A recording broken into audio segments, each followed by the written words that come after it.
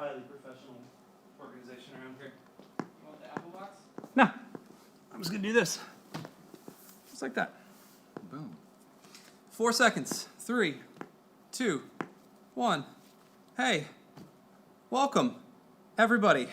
Welcome, Pastor Matthew. Hey. Yeah. Thank you, Pastor Andy. They heard all of the live stuff going on in the background. Hey, welcome to Kickin' It with Pastor Matthew, or Matthew's, I don't know, Monday Moments? Matthew's Monday Musings. Musings. Matthew's Monday Musings. Musings is a better, more professorial term, in my opinion. Sorry, as we get our masks out of Sounds here. more philosophical, maybe. It does, yeah. How you been today? Tired. Yeah? Yeah. Because of the Bucks game? Well, yeah, Stayed stayed up late? so late watching the Bucks game. Your words, not mine. No, I just didn't sleep all that well. I guess I was having visions of the Bucks in the Super Bowl. There you go. So, Yeah, visions of TB12 leading you to glory. It's okay. And I was trying to figure out, has this happened in any other city where every major sports team in that city made the championships? Because the Rays, Yep. Lightning. the Lightning, which actually did win Yep. the Stanley Cup, Yep. and the Rowdies. It was canceled, but the Rowdies, I understand, Oh, I forgot about the Rowdies. made it, and now The the Buccaneers. Bucks. So I mean, we don't technically have an NBA team, so... I mean, the Heat. Yeah, well, did the Heat... wow. They went to the final. Yeah, but they're like 4 hours away. Anyway, David Alonso over there. Everybody wave at David if you're online joining us. Hey, we are live in the chat as well. I don't know. I like that. We're live in the chat as well. We're live on Facebook and YouTube, and we'll be saving this for on-demand later. But I wanted to pull our fearless leader in here today to, as you can see in the description, to talk about Bloody Knuckles a little bit. One of the things I kept hearing yesterday during our live service was how graphic Bloody Knuckles seemed.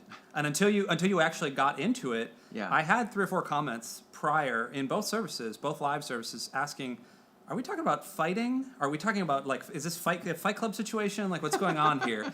And so then we actually got into it, and it made a little more sense. So the idea of Bloody Knuckles being... Well, I was going to bring out as my guest preacher, Conor McGregor. Okay. Anyway. Oh, bad day for him, too. Yes. Sorry day for that guy, too. I thought you were going to bring out Brad Pitt from Fight Club, too, and we were going to have a duel there. But no, so if you could just do me a favor and walk me through the genesis of the Bloody Knuckles. Like, why did that image just appear to you as you were thinking about it?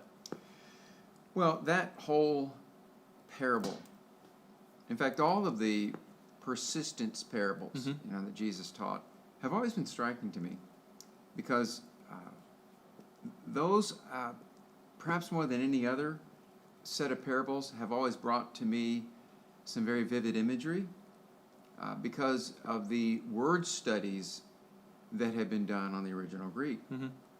Particularly like with the woman tugging at the judge's robe, where he says she's wearing me out, and it literally is, she's giving me a black eye.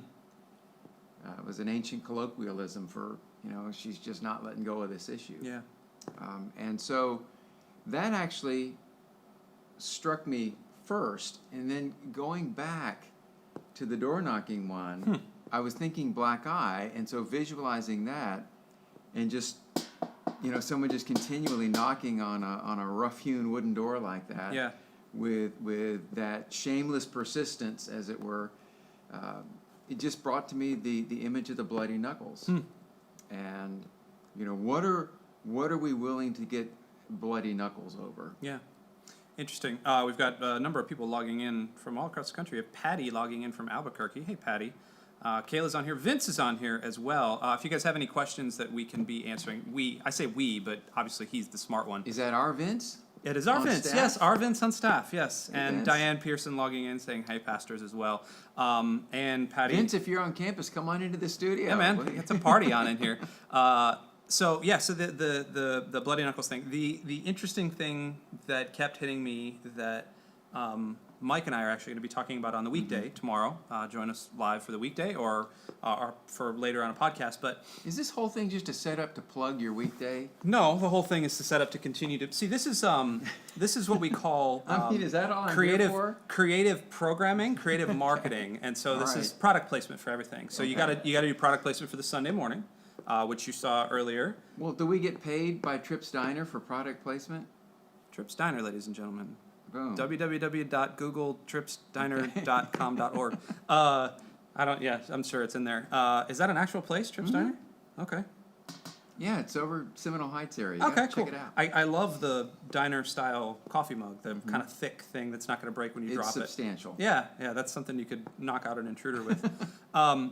But the thing that Mike and I go and circling all the way back to that is that we're, the idea of the bloody knuckles, the ask, seek, knock, obviously is very, very poignant to a lot of people, especially right Right. now. I think, I feel like a lot of people have been asking and seeking, but they haven't really been able to see that door opening. Mm-hmm. And so you went into that, and then you went into the looking at God as Abba. Right. And I don't know if you could walk us through kind of how you see God as Father in your own life and then in your church's life as well. Just kind of walk us through God as Daddy, for lack of a better term. Sure. It's easy for me. I mean, I had a great dad. Right. My dad, he was a pastor as well. Grandfather and great-grandfather, Mm-hmm. Pastors. My brother's a pastor. Usually when you have a pastor dad, you end up with really rebellious kids who want nothing to do with the ministry, sometimes with the church. Right.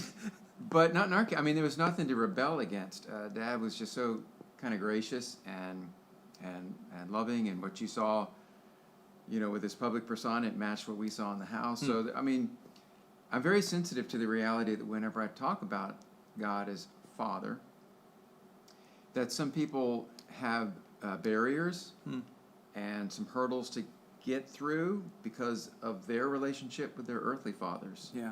And so it is a sensitive sticking point for some people. But for me, that's almost a helpful thing to know, because then I can help them understand, well, there is a perfect father. There is a perfect dad Sure. that you can have. And throughout Old Testament scripture, there was the imagery of God as a father as well. Now, what Jesus did was he took that and he kind of, spun it using that ancient Hebrew Aramaic informal, intimate term for father, Abba. Abba, yeah. And that to me is, well, it's one of the reasons why scripturally he got in trouble with the Pharisees and Sadducees, was claiming that level of intimacy and relationship. Right. But it's also, for me, one of the most helpful notions of God. And to me, there's three ways that we kind of have that relationship with God as Father. And you can almost think of this in a very visual way. We may even have it acted out one Sunday. We'll see. But you picture Volunteer here. That's right. You picture a dad, coming into the house, and when the door closes and Dad enters into the house, and there's kids in the house. Do you picture the kids dropping everything that they're doing and then facing him, going, "Oh, Father, thou art here. Oh, great, wonderful, benevolent Father." And then Dad asking to kiss the ring and all that. Yes. Yeah. Of course, that's just stupid. No real household's going to operate like that. Also, you had the more, shall we say,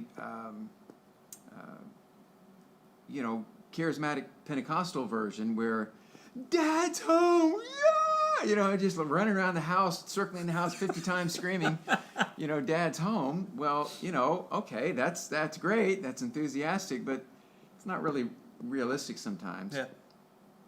But then you have that image of Dad coming home and the kids, in the house, just kind of stopping what they're doing and saying, "Oh man, great, Dad's home. Hey Dad, how you doing? How's your day, Dad? Man, I need help with this, Dad. Can you come help me with this?" And just, that's an authentic interaction, because I think we default to maybe one way or the other. Like we have to be so transcendent and fixated on the authority of the fatherhood of God, or we have to be so passionate, that we almost have to be disingenuous about some passionate relationship with God. And God's just, I think, looking for authenticity. That just kind of Abba, Dad. In fact, if you're in the Middle East today, in fact, you'll hear this on the streets of Jerusalem. You'll hear, if a kid is somewhat separated from Dad, you'll hear Abba, Abba, yeah. You know, it's just a precious thing to hear, because that's what you would have heard 2,000 years ago in Jesus' day, was that Abba, looking for Dad. So go back real quick to, you said that you would always, the two distinctions between kind of the more charismatic, wild, and then the very reverent. Why do people default to that? Why is that kind of the default of most of us? Because it's a lot easier to default to extremes. Same is true with culture, politics, religion, everything else today. Talk to us about that. You go to the extremes, and that place of balance, that place of nuance, that place where the tension of the middle is held, is often forsaken, because you don't have to really think or dialogue or interact. You know, when you go to the extremes, and so it's easy to do that with our relationship with God, because we make it almost a caricature, and so we caricature and go this way, or we have a caricature of God and we go that way. Now, I suppose either way is better than just, say, if the dad comes in the house and there's a fourth reaction, which is like non-acknowledgement. The teenage acknowledgement? The teenage phase, you know, just like, I'm not even acknowledge there's another human being in the house, and especially if it's Dad, and I'm going to roll my eyes at Dad, and I'm going to ignore Dad. Until I need something, and then I'm going to ask Dad for something, and then I'm going to go back in the house again. Right. Yeah. Or, you know, I suppose it might be even a fifth way. If we did a drama like this on a Sunday, we'd have to be careful with this one. But, you know, somebody cursing out Dad, you know, or you know, yelling at Dad in those ways. Now, those are all. I think you can find people. You can maybe even find moments in your own life where you responded to God that way, not thinking like, this is how I'm responding to God. Right. But it just naturally happened that way.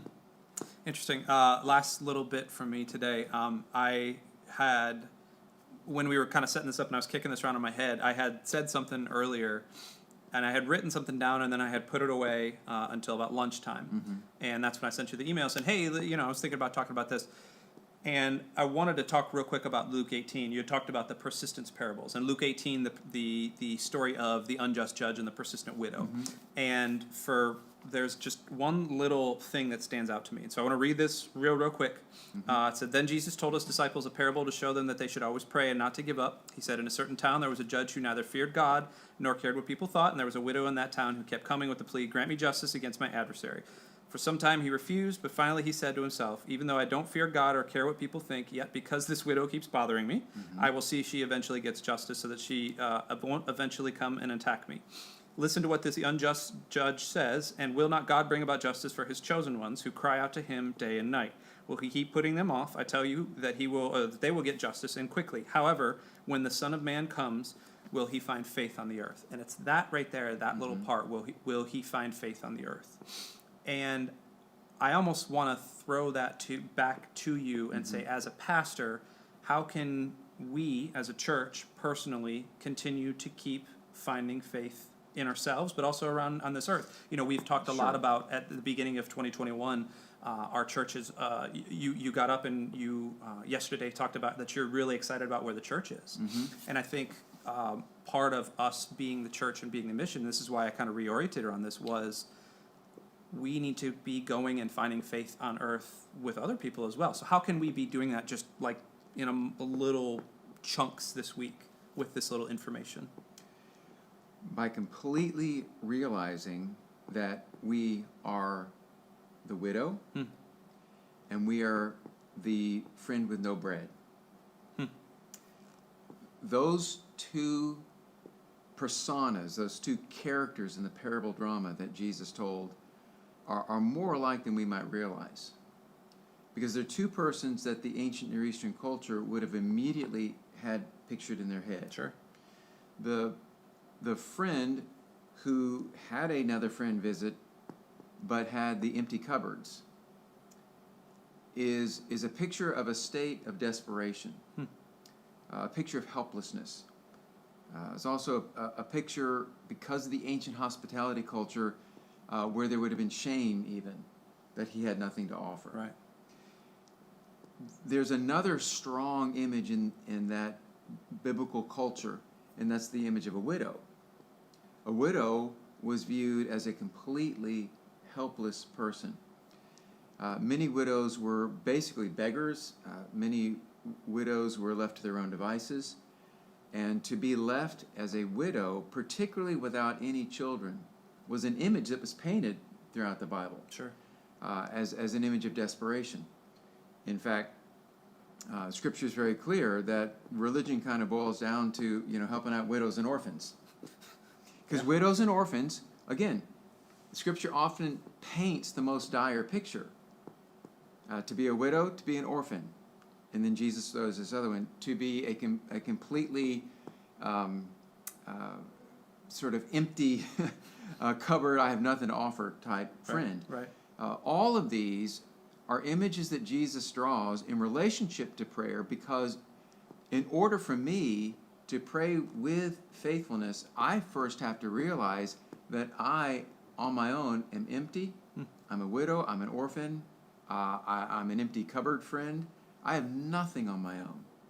And everything I think I have on my own is just my own contrivance and my own sort of sense of self that has external realities. But when you look at the images that are given of a widow or a friend with an empty cupboard, these are images of desperation. And I believe that that's where we get to our greatest point of faith, is when we realize that some of the greatest prayers that led to the greatest breakthroughs in Scripture came out of the greatest place of sorrow and hurt and brokenness. Absolutely. And one of the things that we talked about in our closing moment here in the online, our global online campus, was that kind of that same message of the idea that you are going to have to continue to ask and continue to seek and continue to knock, but it's when we get to that sort of the desperate times that we really see God as Abba, as Father, and that really sort of informs the rest of our relationship with Him.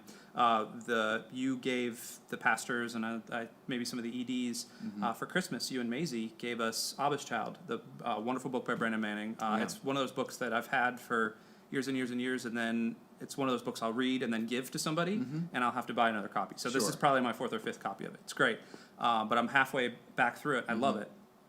And Brendan Manning has this very winsome, you talk about the kind of the two extremes. He's Mr. sort of charismatic, but in a very winsome, non-judgmental, non-pushy way. Yes. And one of the things he continues to say is he found God at the bottom of a beer bottle, and he relapsed 3 or 4 times in his alcoholism. He's got quite a testimony. Yeah, something along those lines, but he kept getting to the point of desperation, the point of brokenness.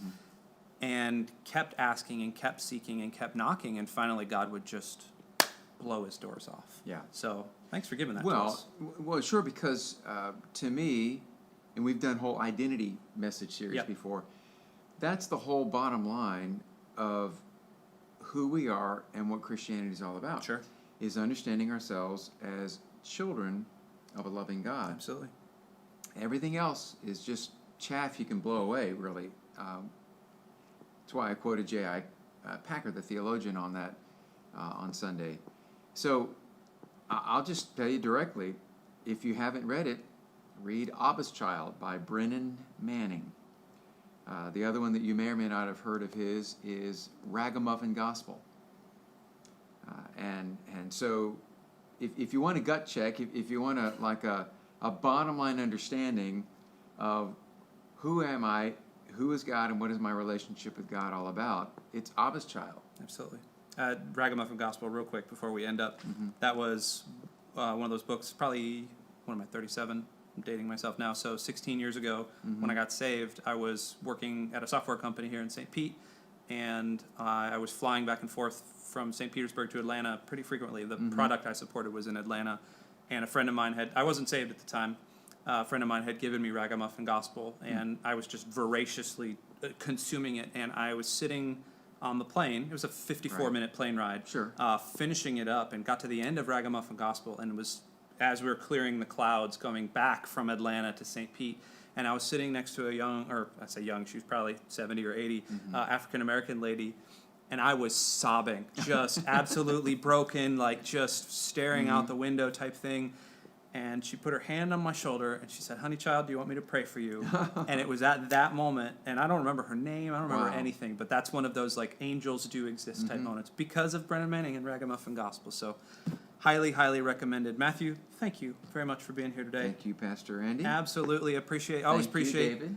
Yeah, David is just over there with a mask on hanging out. We always appreciate Pastor Matthew and his time. Thanks for sticking around. Thanks for hanging out at Kicking It with Matthew. Like I said, we're going to be live all throughout the week. We've got a bunch more content coming your way, teaching content. Also, go check out some of the small group offerings that we're doing in our online campus Facebook group. All those links are in the description of both of these videos. We love you. We'll talk